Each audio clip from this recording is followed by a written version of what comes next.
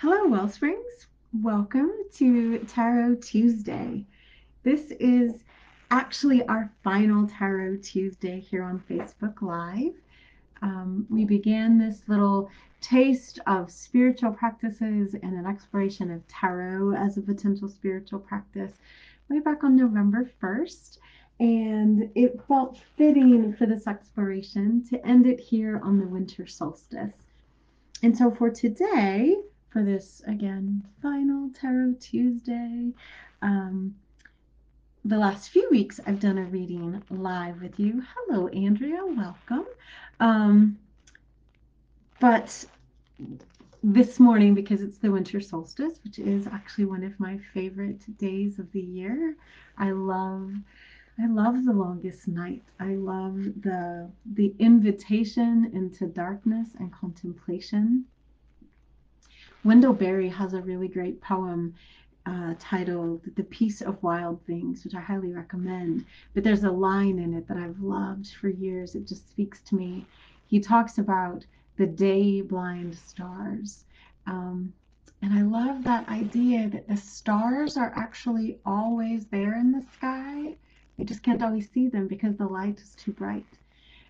And so winter solstice is for me a real reminder that we need the darkness. We need inner time. We need rest.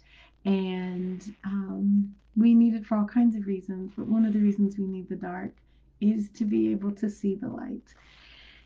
So this morning I was thinking about that. I was journaling that in my own private practice.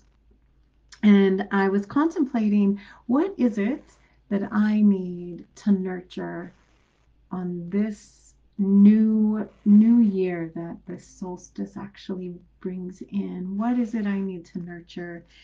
And as I was thinking and reflecting on that, I did my card reading for the day, and it seemed so perfect that I decided to just share it with you for our final day. Rather than showing you the card, I'm going to show you my book. This is my Darkwood Tarot, and the card I pulled is the Ten of Cups, and this is the vision of it. It's easier to see this way than with just my little card. And the tens are always about completion of cycles. And again, the solstice is technically the completion of the solar year and the beginning of a new one. And the cups are about emotions and connections and the renewal of that and the energy of that that sustains us. And so, since my reflection, my intention this morning was, what in this solstice do I need to nurture? The Ten of Cups, the Ten of Cups calls us to nurture our connections with those that we love, our connections with the parts of ourselves that we love, and the parts of ourselves that we don't. How do we make room and space for the wholeness and fullness of each other and ourselves in community? As I'm journeying with you all, Wellsprings, in my ministry journey, and just honestly, moving through life on this planet in these uncertain days, nurturing connections and nurturing emotional accountability and fullness. Again, just what the Ten of Cups asks us into, to think about what brings us happiness and how we offer happiness to others.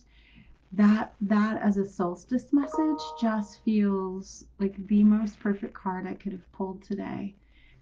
So I offer to you as well the Ten of Cups, and I invite you, if you have a deck, to do your own. What do you need to nurture in this time of darkness and the rebirth of light in this new year? If you don't have cards, I still invite you to reflect on that question. I think the solstice is a beautiful day to say, what do I need, and what here in this darkness is nurturing me, and can I nurture? Speaking of New Year's, though, since Andrea Tollinson is with us, Andrea and I had a great conversation last week about continuing this tarot journey in some form, and so we're still exploring that. and more to come on that in the new year. But on New Year's Day, rather than doing a Facebook Live, we are thinking of doing a perhaps a Zoom, and I'll put details of it in the Wellsprings Oasis for y'all as I finalize this.